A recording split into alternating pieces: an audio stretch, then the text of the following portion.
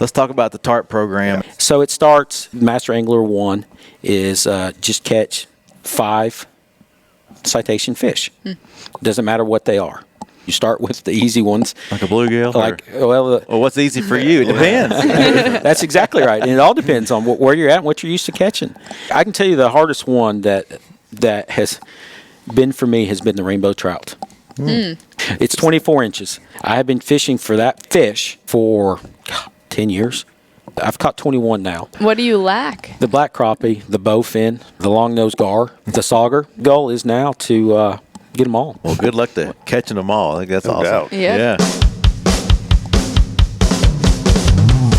The award-winning Tennessee WildCast is on the air with the latest on hunting, fishing, boating, wildlife watching, and all things outdoors. Make welcome your host, drummer and outdoor expert novice, Jason Harmon. Hello, everybody, and welcome to this edition of Tennessee WildCast. We're glad you're tuning in. Thanks for watching and for listening. We're back at the Holston General Store here in Morristown, Tennessee at the Region 4 office, and we are just excited to be here. Mr. Matt Cameron's been hosting us for a series of shows. Yeah, buddy. It's been fun. We've had a good time, some great guests. Got another great show lined up for you today. Yeah. So next to Matt is our co-host, Sally Petre. She just joined us for a show, and thought we'd bring her back and do another one. So appreciate her joining us. But our guest today is Andrew Paducah. He is the first to achieve Master Level 5 in the TARP program. TARP. TARP. Tell them what that is. Tennessee Angler Recognition Program. Almost sounds like another species of fish, a tarp. Yeah. Tarpon, carp. Tarpon. It's like a hybrid. So I'm excited to hear how some of his fishing adventures and what it was like to reach that level and all the fun stuff that we're going to dive into today. But if you're not familiar with TARP, go to our website, tnwildlife.org. Click on the fishing tab and scroll down. You'll see some information on TARP. You can also look at see the Tennessee Angler Recognition information in our fishing guide. What page is that, Sally? 47. Page 47 of the fishing guide. And so go check it out, read up on it, get some information. We're going to try to cover a lot of it today. First of all, Andrew, thank you for being with us. Appreciate it. Thanks for having me, guys. Yeah, it's your friend, one of our commissioners, Tommy Woods, called me and said, hey, I think it was at a meeting. He said, hey, my buddy just reached that level 5. You need to get him on one of your shows. I said, yeah, we'll do that. So I'm glad you're here, and I'm excited to learn about your fishing adventures and learn a little bit about you. If you don't mind, share a little bit of your background and what you do. Well, first off, I can promise you there will be some fish stories today. Okay. No matter how big or how small, they're guaranteed. I think that's one of those things that goes hand in hand with fishing. But I've been fishing for a long time. I mean, I've been at it since as long as I can remember. Never caught much growing up with my old man. But the big outings way back when were just to catch fish, and it boiled down to carp because we could catch a carp. Yeah. As bad as that sounds, it started with a carp, and it was a method in which we would go. He always made it fun, so I enjoyed it. We would go light line, catch carp. And carp, as anyone knows, I mean, everybody downplays them, but when you're a kid, you're 6, 7, 8 years old. You just want to tug on the end of the pole. You don't care what it is, and the bigger the better. Yes. Yeah. They get big. They do. So, in essence, it started as it was a good method in which to learn how to catch a big fish on light line. And the light line has served many good experiences over the year with it. And that's what separates a lot of people, I feel like, from catching fish is obviously it's a method in which they do it, but everybody always wants to go in gangbusters. It'd be like shooting a raccoon with a 50 caliber gun. I mean, it just doesn't work, right? Yeah. And I think a lot of people get entrapped in sometimes bigger is better, heavier lines, so they get the fish in, and ultimately, if you can fish, you can fish, and it's just. There's a learning curve there, but there's definitely tricks to the trade that help you catch those fish. Yeah, but it's all about a presentation and desire to get out there and do it when you need to do it, not when you want to do it. And the challenge, I like that light line idea. It's just the challenge of reeling those bigger fish in on that lighter line it's a different type of fishing. It is. It is. I mean, and I have a 6-year-old that is completely enamored with it. And just to put it in context of how important the line is, I fish exclusively. If I could give one person the number one rule to catching bigger fish is lighter line and fluorocarbon. And it was very apparent what was going on. I took a gentleman fishing with my son. We were catching fish, just one right after the other. Trout, nice trout, anywhere from 15 to his biggest one that day was 29 inches. And I had caught 8 fish before the gentleman I took had caught one. And he said, I want to take my pole. Okay, whatever. Right. And he was using mono and 10-pound test. Never got one bite. And we had caught 8 before I gave him my pole. Okay. I was wondering when that point was. It just gets to the point like, man, come on, here. Yes, he took one of I want mine. you to enjoy this. Yes, I've done this. And here, take it. And as soon as he did, first cast. It was just like someone threw a light switch. And it boiled down to, it wasn't the method in which it was being delivered. It boiled down to something as simple as the fishing line. And why does fluorocarbon make that much difference over mono? It's just a transparency thing. I mean, you use a light fluoro, it just disappears. And I fish a lot in saltwater as well. And it's just as big deal down there as it is in freshwater. And again, it's that line diameter. Sometimes you can't get down there. You can't get bit on 30-pound test, but you drop to 20, and you get eaten all the time. But the problem with 20 is you can't get the fish in because he's too big. So it's a darned if you do, darned if you don't type thing. Yeah. So it's just kind of the way the cookie crumbles sometimes. So you started fishing at a young age and continued your whole life. Sounds like you've been doing it for a while. Oh yeah. I mean, I'm 40 years old. And literally have had a fishing pole in my hands, catching creek chubs for as long as I can remember. Yeah. Where are you from? Where'd you grow up fishing? I grew up in Johnson City. I'm a local boy. Yeah. And like I said, we mainly fished on Watauga Lake. And growing up, we loved the lake because of how pretty it is, right? Oh yeah, beautiful. But we called it the Dead Sea. Everybody would go up there, or we would go up there and flog it, and very seldom caught a big fish. I still remember the biggest fish I ever caught out of that when I was a youngster was about a 3-pound smallmouth, and it was like the holy grail. And took it home and mounted it. Still have it to this day. I mean, and I'm sitting there thinking, now I look back on that thinking, yeah, times were desperate back then. That's a good fight, though, I'm sure. Oh, yeah, it was. That size. It was for sure. Yeah, I could say that our waters all across the state have come a long way. I mean, we've had some good fishing, but it's getting better and better. I travel quite a lot.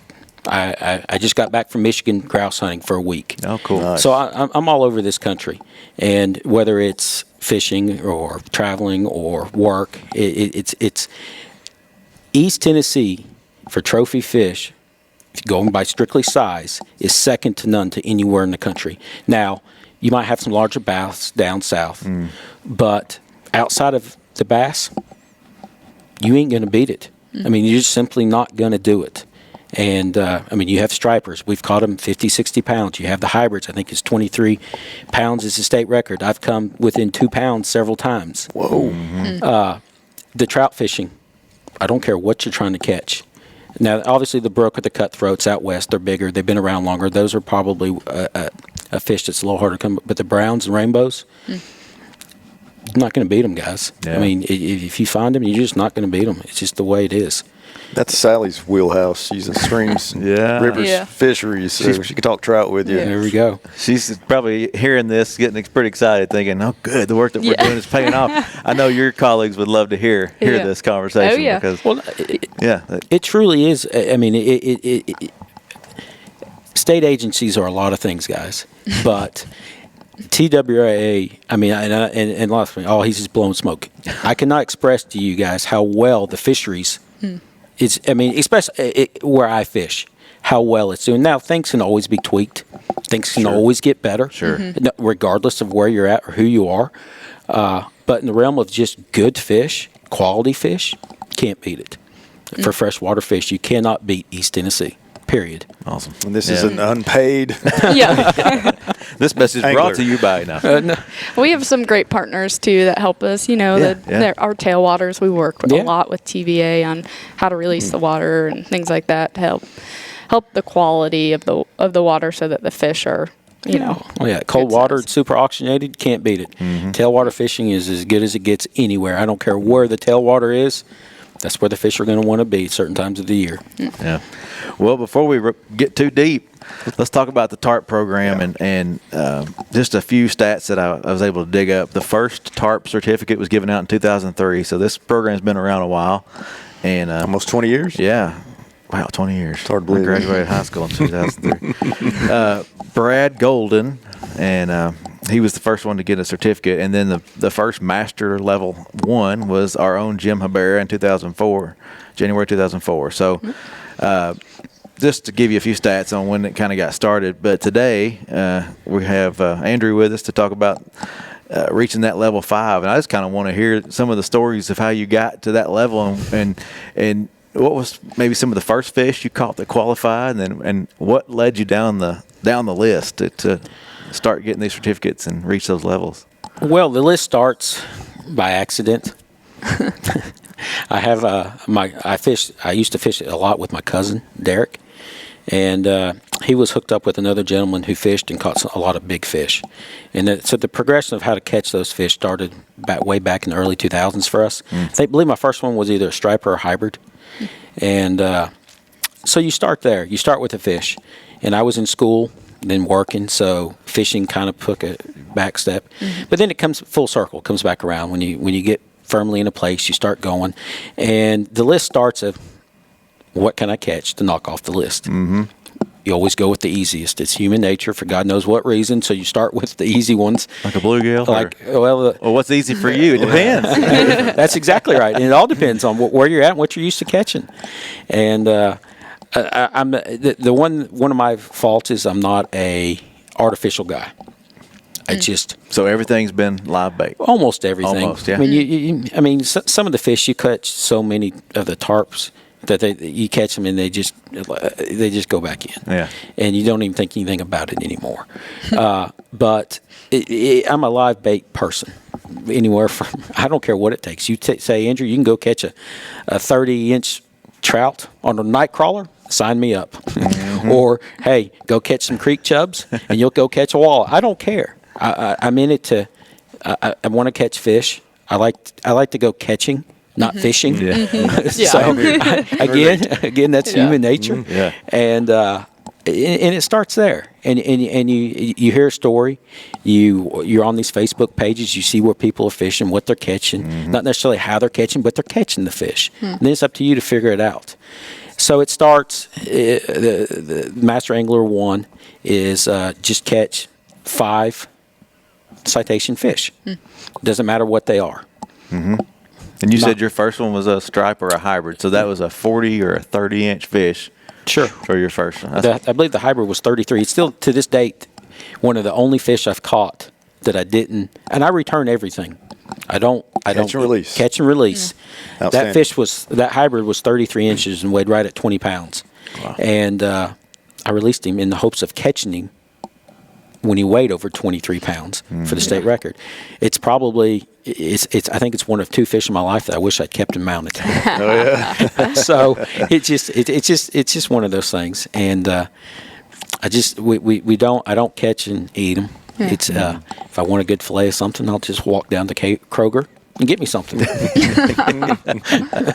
So before we get too deep, just so I got the things in line here, so I've never entered TARP. I don't know exactly, but do you measure this on site and show a picture of the measurement, and how do you make sure it's qualified? Well, there's actually 2 different methods in which you can do it. The first one being you're fishing with a buddy, a partner, somebody on the bank, a witness. So, and honestly, it's a honor thing. Honor system. It's an honor system, and to me, there's no virtue in trying to attain a goal that you're cheating yourself. There's no reason to do that. Yeah. And it doesn't mean anything to anyone other than yourself, or in my instance, me.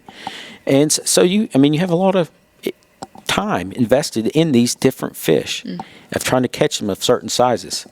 So back to the original question, you have to have a witness that signs off on it, that it was X number of inches long, where it was, what it was caught on, etc. You release the fish. The second one being, if you're fishing by yourself, you put a ruler on the deck, and you hope to guide you can get your fish to hold still. for long you to dig your cell phone out and for you to snap a picture. And not knock it in the water. Yeah. And so once you do that, you submit it to you folks, and you guys certify it and send it back. Super easy. Was it a quick turnaround when you send these in? It all varies. Okay, we may not need to go down that road then. Sorry. Again, it doesn't really matter, but sometimes they come back in a week, and sometimes it takes a month. So it just depends on how busy you folks are. Exactly. And every business, regardless of what you are, there's ups and downs, so it takes some time. Exactly. Turnover, things like that. So you're level 5. Yes, sir. What does it take to become a TARP level 5 angler? It takes a lot of time. How much time do you think it's taken? I don't know. When you started? I can tell you the hardest one that has been for me has been the rainbow trout. That number is out of whack. It's 24 inches. Yeah. And maybe it's out of whack for the method in which I fish. Let's put it that way. I have been fishing for that fish for 10 years. Of 24. Now, if you said how many 23 and a half inches have you caught, I'd probably say close to 50. That 23, the 23 to 24 it's not an easy fish, but you definitely can catch them. Yeah. That 24 inch or bigger for a rainbow it's hard. It's hard. That's Yeah. big. It's That hard. really is big. I mean, you think about it. 2 rulers. Yeah. It's No, a big. Do you have any input on that? No, I agree. It's hard. It's hard. And I know from talking from Jim, who's on your list of the first level 1 angler. Yeah, Jim. He's a biologist here in Region 4. Yeah, he always says, he's like, man, if I could just get another 1/4 inch out of a fish. It's like, so stretcher. I get that. Yeah, yeah. But your son caught a 29er. Well, Is he did, and for Christmas I actually got a replica made of it. Oh, coming. cool. That's cool. So, but we got on a bite this year that was unbelievable, and it was this for about a month. We would go and fish over that 24-inch mark. We'd probably catch 3 or 4 in an outing, and God only knows how many 15 to 20 to 22 inches. Really nice. Mean, you get sick of catching them. And one day we probably hooked 5 fish, and seriously, we'd set the hook and I'd hand him the pole. We've caught our fish. I've caught my fish, and it's about bringing him along with me to make sure that he does it. And so I have a fishing buddy, right? And now you can't beat him off with a stick to get him out of the boat. Oh, yeah. But we got on a bite. We figured something out in one of the tailwaters, and it was just unbelievable. I mean, just absolutely unbelievable. And hooked some fish we never saw. And I fish with generally 2 units of water. I don't ever fish one of our local tailwaters with 0 units, never, unless I'm trying to catch bait, which I'm sure that's going to make you cringe. No, But okay. it was one of those magical years. Now back to the original rainbow trout question. I took one of y'all's fellow officers in a trout tournament this year on Watauga Lake. Corey Jones, good friend, great guy. Yeah. Took him and his 2 boys, and Boy. I was pre-fishing with another buddy of mine and caught the rainbow trout. It was like 24 1/8 inches. Caught it on my buddy, who actually is the number 2 person in the state to do this, Jamie Rudolph. Oh, okay. Who couldn't make it, but I caught it on his pole because he was reeling in a lake trout on the other side of the boat. and he and I had been after that fish, that rainbow trout, for a long time. He got it up, and there it is. It's a 24 1/8 incher, and it was like, oh my God, where'd that thing come from? But that fish kind of set the tone. We got on the rainbow trout bite, and it was unbelievable. I mean, to this day in my entire life, I've never been part of something like that. I mean, every time you'd go, we hooked fish that got spooled us, because if you beefed the line up, you couldn't do anything. We had fish go into the dam, into the grates, which never happened. Have fish wrap you around rocks. I mean, it's just, you get a big fish on in fast water, on light line, it becomes a mess, and you better hope you have someone that can run a boat. Yeah.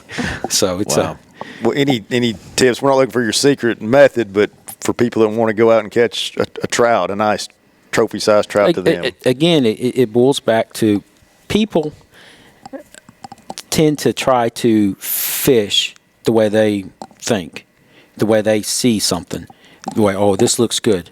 And this is not like an epiphany, but you go out, you try to duplicate what you think the fish are biting, whether it be a night crawler or a minnow or something to that effect, and you rig it to effect that it's more a natural presentation. And again, it goes back to fluorocarbon. I mean, and if you go back to the fluorocarbon, it helps hide the human presence to it. And I know I've harped on it already, but I can tell you it makes a tremendous difference, more so than anything else. Yeah. Well, got any more fish stories on some of on that list? I guess this isn't the full list. This was an early. I keep pointing at it, but this was an early poster of the TARP program, and there's only 20 fish on this one, I think it is, but there's 27, I think, fish now or something like that you can catch. What was some more of the fun ones that helped you get to this level? The muskie. Oh no, that is a fish I want to go after. It's supposed to be the fish of 1,000 casts, and 3 for you, right? 3 casts. No. Seriously, it was. Was it? That's where I'm headed with this. I have a buddy that lives on the Nolechucky River, kind of down off of 107. Interesting. Huh. And well, I've always heard my entire life that those fish are there, right? Yeah. Well, he said, Andrew, I saw somebody catch one. I said, Jerry, you just don't go see somebody catch a 40-inch muskie. It's just. He said, I did. Well, his property borders. He said, come down. I'll even show you what they're throwing. We go down there, and it's a whopper plopper in its early stages, and the big whopper plopper. And we're down there on the side of a bank. It's muddy. I'm up 5 feet off the bank, throwing out their third cast. You're actually making fun. It seriously happened like that. Third cast. Hey, it was the third cast, and they hooked it, and it was about a 36-inch muskie. But before it was over with, I got so excited because it was one of those fish in it's south. It's hard to come by. Mm-hmm. It slipped into the water. I looked like a tar baby coming out. I mean, I was covered in mud, and it was silt down at the bottom. So when I got up there, I had mud up to my knees. I had an arm that was caked in. The rod was laying down there, but I had that muskie under the gills, holding it like this. I mean, I looked like a pig in mud, wallowing around, and that got me started. From there, I went to go get permission to launch a boat. I have a jet boat that I run. Mm-hmm. Launch a boat, and in a month's time, I don't know how many we hooked, but we wound up catching. I caught 3 or 4 that summer, and that is a fish that was caught on artificial, and had several follows. My buddy, who I mentioned, Jamie, he was fishing with me one day, and he had been fishing with a still leader for 45 minutes or an hour, 2 hours. We'd always fish right before dark. Well, it got into a mess, and he said, to hell with it. I'm going to put on a 100-pound leader because that's what I got. He throws it out there, cranking it back, and that just thump, thump, thump, thump, thump, like the whopper plopper does, and a big, huge explosion. And a big muskie. It's topwater too, and so it makes it. There's an added element there of excitement. You see that fish boil, and it's thrashing. He hooks it, and has it on for 20 minutes. And they tend to come to the fish we have caught tend to come to the boat easy, and then they go bonkers. They see the boat. A brown trout does the same thing. I mean, a big brown just goes absolutely nuts. This thing's jump back and forth, and he jumps out of the water, and he's got the whopper plopper strung on the side of his face, and the bait's about that big. Mm-hmm. And then it gets next to the boat. I didn't have a net. Recipe for disaster automatically. So I don't have a net. There it sits. It gets spooked one more time, takes off. It runs out from here 20 yards off the boat. They don't tire out fast, do they? No, and the thing jumps again. And this time, the lure's on the other side of the fish, and the line is running through its mouth. Ooh. And when it did that, the line cuts. and Wah. I'll never forget my buddy's face. And he sits down in the back of the boat, and he's sitting there just like this, and it's like somebody just told him his best dog died or his grandma died. I mean, and he just sits back there for 20 minutes because he's spent all summer trying to catch his fish with me, and I've caught several. We actually had 8 blow-ups that night. Got one in, and he lost that big one. But he has since then caught one in Milton Hill. Yeah. But it was just like someone told him his dog died, and I'll never forget it. And it was my fault because I didn't have a friggin' net in the boat. It's not a fish you just pick down, you pick up and grab anyways. So people right now are Googling Highway 107, Yeah. Whopper Plopper, fluorocarbon. Go wear it out. That's the one fish. Do not fish with fluorocarbon. Yeah. Still leader about that long. 100-pound test. Oh yeah, right through it. Come. Wow, that's crazy. Cool. That is cool, though. I think that's the next fish I want to go after. I got a buddy that's already told me. He said, we're going to go. He pulled out a tackle box and looked at the baits. He was like this. I'm like, are you serious? So, Sure. it should be a fun trip. And he likes to do it on a fly rod, too. Another wow. element to it. That's cool. A lot of effort there. So what's next for you? The next is there is no 6 level yet. And understandably, I'm 1, and it's been around for what you guys said, 20 years. Yeah. So the next is the goal is now to get them all. Yeah. And some of them, I mentioned to you guys earlier today that the big goal for me was always to catch them in East Tennessee. It actually means, sure, you can travel to certain lakes that are known for certain fish and catch those fish. And it was just something I wanted to do east, and basically in the Johnson City area. There's a handful of lakes there and rivers that have these fish in them, and you just go to when they're biting. And like I said, I've caught 21 now, and one has come from a lake outside of East Tennessee, and that was a blue cat. And they're hard to come by in East Tennessee, period. And it came from Watts Bar. So, Yeah. easy trip. Well, good luck to catching them all. I think that's No awesome. doubt. Yeah. What do you lack? Oh, what do I lack? Yeah. I like some easy ones. I like a black crappie. Yeah. Huh. Yeah. Maybe it's not so easy. Yeah. I I like see that one on the list. I guess that's the Oh, old there it list. is, Yeah, there it 14. is. There it is. Yeah. Yep. Yeah. And I've caught a couple prior. I've caught a couple that, for whatever reason, I didn't Didn't enter. Okay. The black crappie, the bowfin, not even sure yeah. where I'm going to go to get. I know that one's not in East Tennessee. Yeah. The long-nosed gar, that's another one. Then the Yeah, spotted so gars are I've never caught a long nose. The sauger, Oh yeah. which will come from right down here in y'all's neck of the woods. Oh yeah. And If it's a trophy sauger, it's going in the skillet, man. that's exactly where those Oh go. yeah. delicious. Yeah. For sure. Well, we're going to run out of time, but I wanted you to mention the Class B, Oh, right? boy, Class yeah, B world yeah. record or state record for goldfish. Yeah. Who got that? Yeah. Oh boy. My husband Justin Walbert got the Class B. He was bow fishing for goldfish, so he's very, very proud of it. Gotta give him a shout out. Got it hanging on the wall. He's got it hanging on the wall. He likes it when people notice when they come over. By the way, have you seen my Yeah. goldfish? Oh, yeah. he's beat his own record, right? He's beat his own record, Oh, so he yeah. has 2 state records framed, everything. Oh yeah. That's great. It's all about it. Yeah, so check out our website, teamwildlife.org. Check out our guide. All the information on TARP and state records are there. We got a couple state records here behind us. And world Yeah. World record. World Sorry, record. that's a world Hazy record. Smallmouth Yeah. right there, That's man. a world record. That's a state Yeah. record. Anyway, we got a lot of cool records here in Tennessee, and it's a great place to fish. Andrew, Yes. thank you for being here. No problem, guys. Thanks for having Thank me. you. This has been fun and a lot of fun information, and a lot of cool stories, a lot of fish stories told today. Makes you want to go fishing. Yeah, it sure does. It sure does. Well, this is Tennessee WildCast. Like I said, teamwildlife.org for all things hunting and fishing, and we'll see you next time. Thanks for tuning in. Stay connected with TWRA by visiting our website at tnwildlife.org and follow us on Facebook, Twitter, and Instagram. Hey, it's all about Tennessee wildlife. It's what we do. Tennessee WildCast will be on the air again next week. We'll see you then.